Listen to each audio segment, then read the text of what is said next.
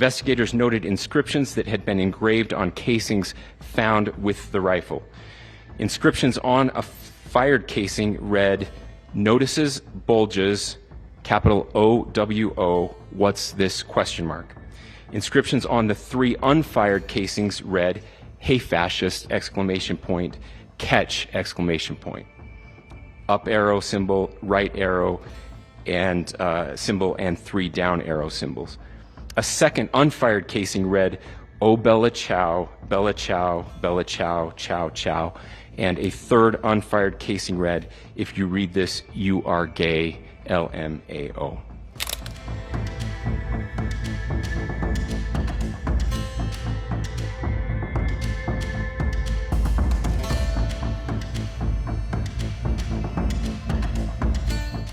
U.S. authorities have revealed chilling new details about the assassination of activist Charlie Kirk. The suspect, 22-year-old Tyler Robinson, carefully planned the deadly shooting in Utah, as per the officials. Utah Governor Spencer Cox, during a briefing, said that the investigators discovered a bolt-action rifle wrapped in a towel, and inscriptions were found on the bullet casings. One casing carried the message, "Hey fascist! Catch!" while another was marked with Bella Ciao. Officials say Bella Ciao is a reference to a famous World War II Italian anti-fascist resistance song. A third casing bore a crude taunt. Investigators said it read, quote, "If you read this, you are gay, LMAO," end quote. Spencer Cox further revealed that Mauser .30 caliber bolt-action rifle was found wrapped in a towel in the woods nearby. Charlie Kirk, a close ally of Donald Trump, was shot dead while speaking at Utah Valley University on September 10th. The FBI confirmed that Robinson was captured 33 hours after the fatal shooting stunned the U.S. political scene. Governor Cox revealed a key tip came when Robinson's own family member alerted police about his confession. The tip was quickly shared with the FBI, who began reviewing surveillance footage of the suspect. Video evidence showed Robinson arriving on campus in a gray Dodge Challenger on September 10th. FBI Director Kash Patel called the shooting part of a disturbing trend threatening democracy and free speech. Good morning, ladies and gentlemen. We got him. On the evening of September 11th, a family member of Tyler Robinson reached out to a family friend who contacted the Washington County Sheriff's Office with information that Robinson had confessed to them or implied that he had committed the incident. This information was relayed to the Utah County Sheriff's Office and scene investigators at Utah Valley University. This information was also conveyed to the FBI. Investigators reviewed additional video footage from UVU surveillance and identified Robinson arriving on UVU campus in a gray Dodge Challenger at approximately 8:29 a.m. on September 10th, in which he is observed on video in a plain maroon t-shirt, light-colored shorts, a black hat with a white logo, and light-colored shoes. When encountered in person by investigators in Washington County on September 12th, in the early morning hours, Robinson was observed in consistent clothing with those surveillance images. Investigators interviewed a family member of Robinson who stated that Robinson had become more political in recent years.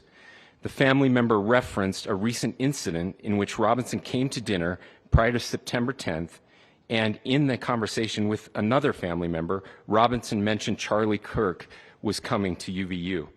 They talked about why they didn't like him and the viewpoints that he had.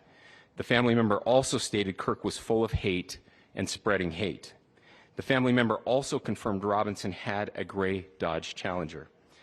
Investigators identified an individual as the roommate of Robinson.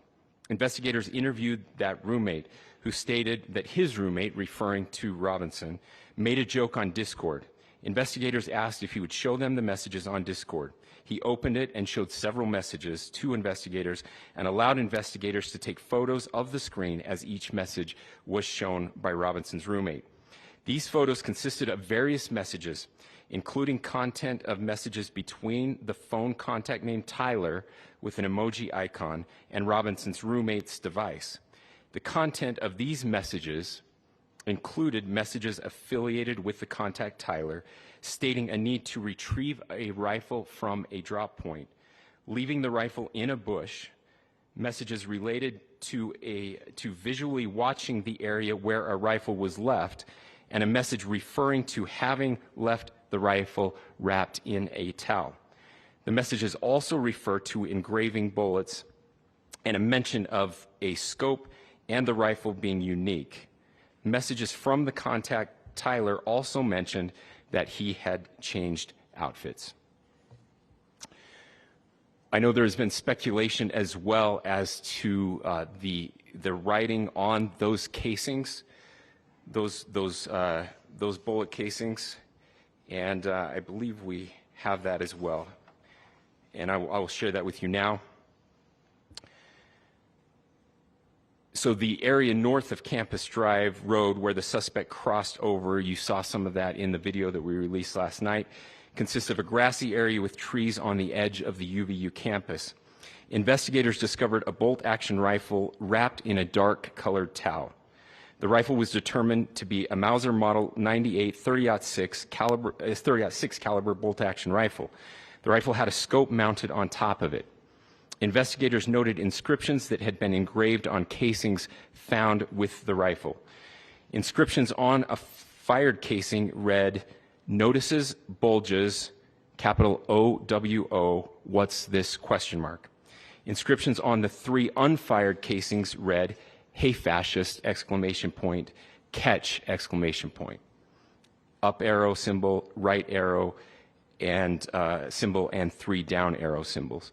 A second unfired casing read, "Oh Bella Ciao, Bella Ciao, Bella Ciao, Ciao Ciao," and a third unfired casing read, "If you read this, you are gay, LMAO."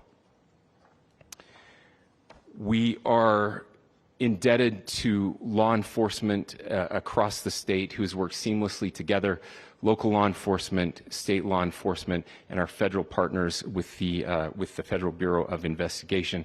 We're grateful for everyone who worked together in such a short amount of time to find this person and to bring justice.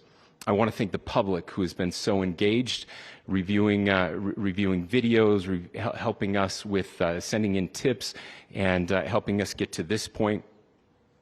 I want to thank the family members of Tyler Robinson who did the right thing in this case and were able to bring him into to law enforcement as well.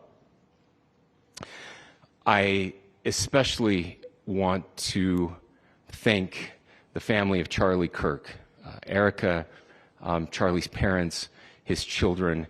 I want us to be thinking of them as we bring justice in this case. They will be involved in that justice. We will be working very closely with them as we move through this process as well.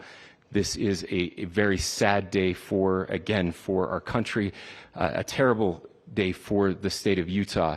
But I'm grateful that at this moment we have an opportunity to bring closure to this very dark chapter in our nation's history.